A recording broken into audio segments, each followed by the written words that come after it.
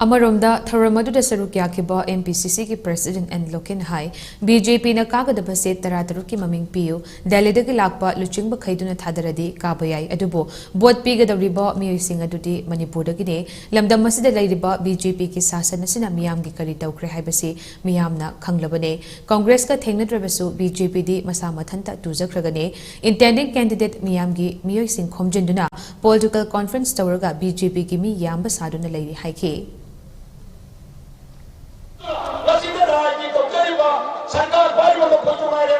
वैसे तो एमएलए होरी बाई कोई जुमाए रे आई कोई भी प्रजा की पाख खोल लो इन्हें बा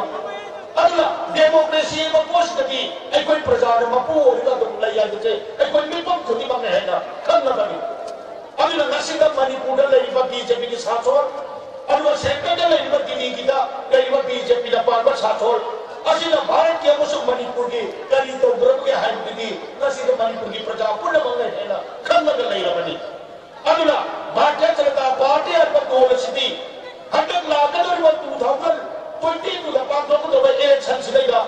आई कोई इंडियन नेशनल कांग्रेस का थेंदर तो बनते भारतीय जनता पार्टी की